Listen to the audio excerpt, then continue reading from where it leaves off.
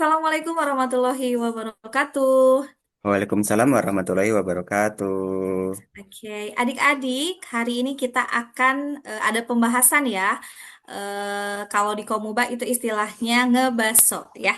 Ngebahas soal bersama Komuba ya. Dan kali ini Kak Abdu akan membahas tentang geografi kelas 10 ya. Bagi adik-adik kelas 10 dipersiapkan catatannya, nah, dipersiapkan fokusnya juga ya. Yuk kita langsung simak. Dipersilahkan Kak Abdu. Nah, terima kasih Misti. Oke, izin share dulu ya.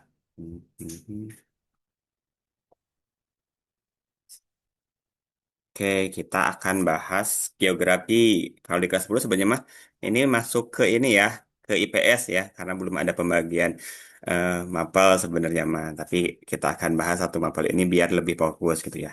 Nah, pertama yang kemarin itu eh, yang bagi yang pernah ngisi gitu ya. Yang pertama adalah tentang kajian geografis berdasarkan pendapat Berhaudus Parenius gitu. Jadi namanya geografi itu kan geo itu bumi ya, grafi itu ilmu. Nah, kalau pendapat yang ini membedakan geografi menjadi bentuk umum dan khusus gitu. Ya umum itu maksudnya fenomena-fenomena yang umum terjadi di semua tempat. Kalau khusus itu spesifik eh, di tempat tertentu ada ciri-ciri khusus gitu. Jadi yang pertama, yang nomor satu ini jawabannya adalah yang umum dan khusus ya. Oke, oke kita lanjut. Yang kedua, geografi. Kita akan membahas ruang lingkup geografi. Hmm. Ruang lingkup geografi yang mempelajari fenomena alam, terutama yang berkaitan dengan segala proses fisik yang mempengaruhi kehidupan manusia, termasuk dalam kajian apa gitu. Nah, ini ada kata kuncinya ya, proses fisik. Berarti di sini akan membahas tentang B ya, fisik ya. Berarti geografi fisik yang dibahas. Yang geografi fisik, ya contoh kayaknya perubahan cuaca dan lain sebagainya. Oke, lanjut. Hmm. Nah, selanjutnya, ini ada pernyataan dulu ya. Kita akan baca satu-satu. Nomor tiga ini ada 5 pernyataan. Yang pertama, banjir bandang melanda di daerah Lebak, Banten. Ini fenomena dari geografi ya.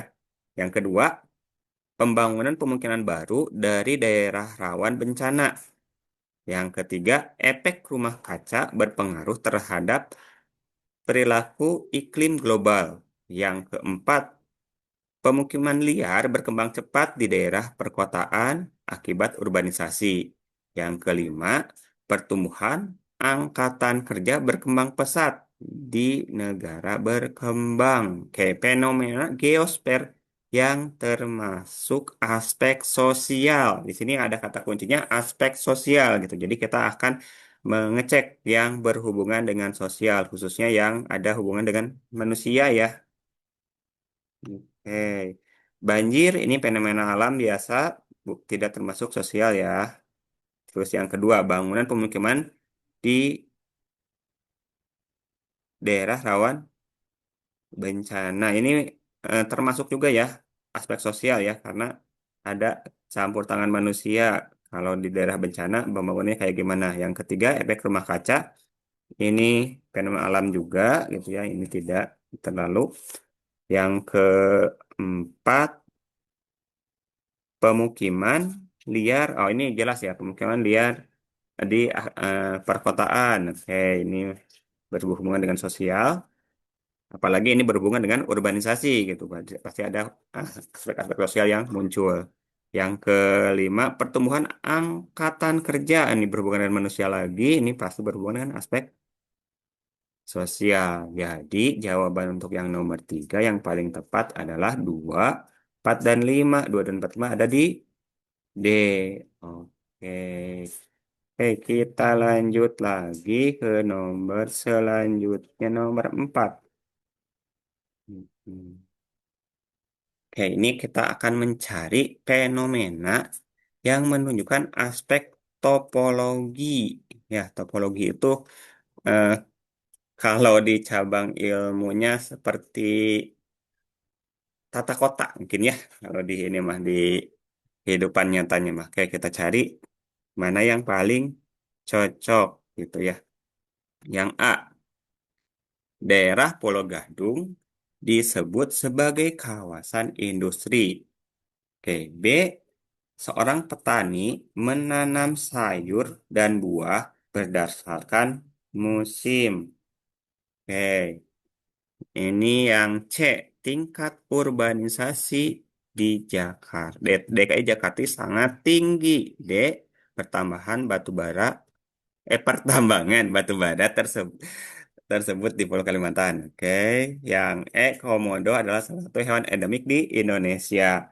Oke, kan tadi berhubungan dengan tata kota ya, dengan wilayah ya, topologi itu. Jadi yang paling condong ini adalah yang C. Jadi yang C tentang urbanisasi ya, tentang urbanisasi itu menyebabkan eh, ada penggunaan lahan gitu. Jadi ini yang C. Hmm. Oke, lanjut karena ini gabungan dari IPS ya. Jadi kita hanya bahas 5 soal di sini. Oke, nomor 5. Seorang kepala daerah ingin membangun daerahnya agar berkembang. Pembangunan tersebut meliputi segala aspek, baik fisik maupun sosial.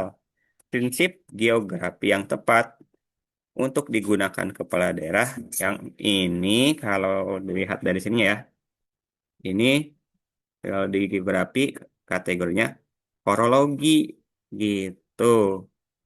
Oh, yang ini kan eh, tidak deskripsi, kalau sesuai, interaksi tidak sesuai, persebaran juga tidak sesuai. Oke, demikian pembahasan dari geografi kelas 10. Semoga nanti ke depannya ada lebih banyak lagi latihan-latihan agar lebih terampil. Nah, saya kembalikan lagi ke Isti. Oke, terima kasih Kak Abdul. Oke, adik-adik mudah-mudahan bisa dipahami ya pemaparan dari Kak Abdul. Kalau belum bisa dipahami, boleh videonya diputar ulang juga ya.